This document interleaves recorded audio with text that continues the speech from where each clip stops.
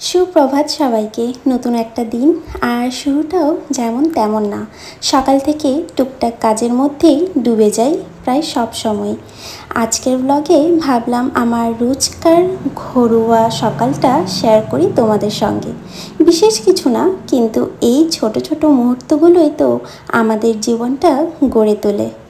আজকে দেখাবো আমি কিভাবে আমার সকালটা শুরু করি।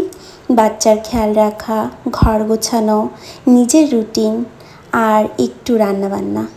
যারা মা তারা নিশ্চয়ই বুঝতে পারছেন সকালটা মানেই একটা ছোট্ট যুদ্ধ, কিন্তু তবুও এই ব্যস্ততাতেই আলাদা একটা শান্তি আছে। চলো শুরু করা যাক। ঘুম থেকে উঠেই প্রথম কাজ আমার ছোট্ট সোনাটাকে খাওয়ানো। ওর মুখটা যখন ছোট ছোট কামড় দিয়ে যাচ্ছে, সত্যি বলতে কি তখনই মনে হয় দিনটা ভালোই যাবে। ওর হাসিটাই যেন পুরো ঘরের এনার্জি বাড়িয়ে দেয়। ওকে খাওয়ানোর পর একটু খেলা, একটু আদর এইসব চলতেই থাকে। আর তখনই বিছানাটা একটু গুছিয়ে নিই। আমি চেষ্টা করি সকালবেলায় ঘরটাকে একটু গোছানো রাখ, কারণ একটা পরিষ্কার বিছানাই মনটাকে হালকা করে তোলে। বাচ্চার খেয়াল রাখা আর ঘরের ছোটোখাটো কাজ দুটাই একসঙ্গে সামলাতে হয়, কিন্তু তাতেই তো আসল মায়ের জীবন। একটু কষ্টকর হলেও মজাটাই আলাদা। বাচ্চাকে খাওয়ানোর পরে আমি সাধারণত প্রথমে যেটা করি সেটা হলো বিছানাটা গুছিয়ে নেওয়া। শুনতে ছোট একটা কাজ মনে হলেও আমার কাছে এটা দিনের একদম গুরুত্বপূর্ণ কাজগুলোর একটা। রাত ভরে ঘুমের পরে বিছানাটা যেমন এলোমেলো হয়ে যায়, সেটা গোছানো মানে যেন মনটাও একটু গুছিয়ে নেওয়া।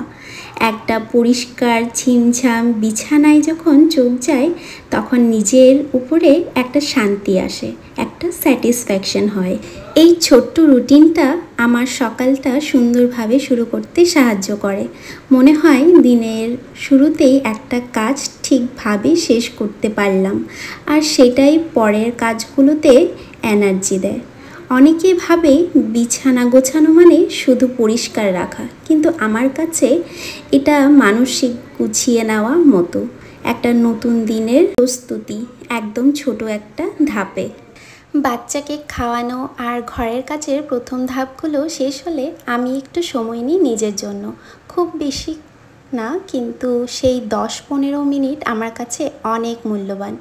প্রথমে মুখটা ভালো করে ধুয়ে নিই, ব্রাশ করি, এরপর একটু জল ভরে নিই আর খালি পেটে একটু জল খেয়ে নিই। এরপর চলে যাই স্নান করতে। তো আজকে আমি একটু শ্যাম্পু করে নিলাম, কালকে তেল দিয়েছিলাম মাথায়, তাই আজকে শ্যাম্পুটা করে নিলাম। এরপর স্নান করে এসে একটু নিজের মুখ চর্চা, চুলের একটু যত্ন। তো এখানে আমি চুলটা একটু ঝেড়ে নিচ্ছি, আর এবার একটু ক্রিম, লোশন এগুলো লাগিয়ে নেব, যা সবাই লাগায়। তা আমিও একটু নিজের যত্নটা করে নিলাম। নিজের যত্ন করাটা খুবই দরকার, তাই না বলো? নিজের জন্য তো একটু সময় বের করতে হয়, তাই যেটুকুই সময় পাই নিজের জন্য একটু নিজেকে কেয়ার করে নিই। তো এখানে আমি ক্রিম লাগিয়ে এরপর আমি এখানে সিঁদুর লাগিয়ে নিচ্ছি। আর এবার চুলটা ভালো করে আঁচড়ে নেব, একটু সিরাম লাগিয়ে নিলাম, এরপর ভালো করে আঁচড়ে নিচ্ছি, না হলে একদম জট লেগে যায়। এরপর চলে গেলাম ঠাকুর ঘরে। প্রথমে একটু তুলসী তলায় জল দেব, আর সূর্যকে একটু জল দিয়ে এবার ঠাকুর ঘরে একটু প্রণাম করে, আর হনুমান চালিসাটা আমি রোজই পড়ে থাকি। তো এবার চলে আসলাম রান্নাঘরে। তো সকালে আমি একটু আমার এনার্জি ড্রিঙ্ক খাই, সেটা হলো বিটরুট জুস, আর এটা আমি করে নিচ্ছি এখানে। এটা খেয়ে নেব সকাল সকাল, এরপর বাকি রান্নাটুকু আমি করব। তো মা এখানে সব আমাকে রেডি করে দিয়েছে, সবজি কাটার থেকে শুরু করে চাল দিয়ে সব করে দিয়েছে। তো আমি চালটা ধুয়ে এবার দিয়ে দিচ্ছি, আর বাকি রান্নাটুকু এবার শেষ করে নেব।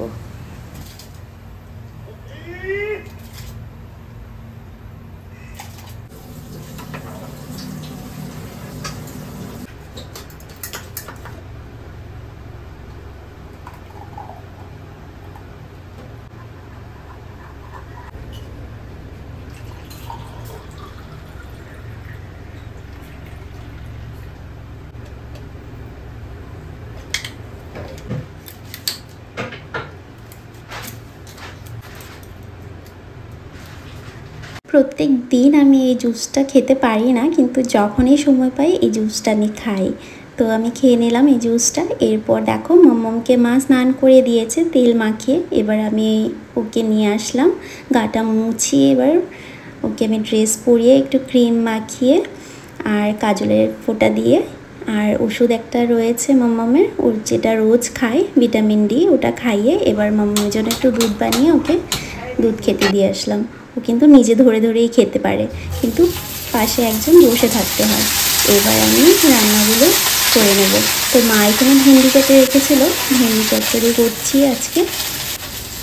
এমনি মশলা দিয়ে করছি, কোনো সর্ষ দিয়ে করছি না, কারণ এই কয়েকদিন অনেক সর্ষ দিয়ে মানে অনেক কিছু খাওয়া হয়েছে। আর আজকে তো শনিবার, তাই আজকে পনির বানানো হচ্ছে। তো আজকে পনির বানাবো। এখানে আমাদের পনিরটা কিন্তু ঘরেই আমরা বানিয়ে রাখি, মা এটা পনিরটা কেটে দেয়। তো এবার আলুটা ভালো করে সেদ্ধ করে নিলাম পনিরের জন্য। আর এদিকে মাম্মামের খাবারটা বসিয়ে দিচ্ছি। মাম্মাম তো দুপুরবেলা ভাত খায়।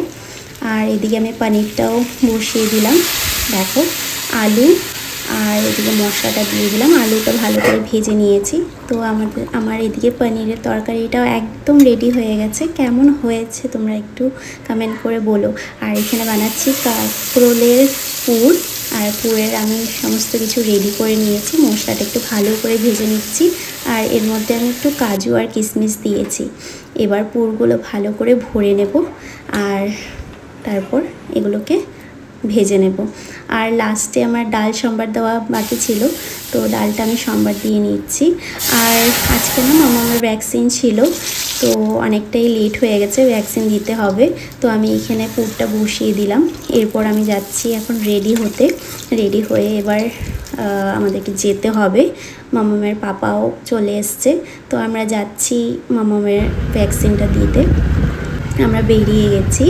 আর রাস্তায় এখন প্রচুর জ্যাম থাকে, তাই একটু লেট হয়ে যায়।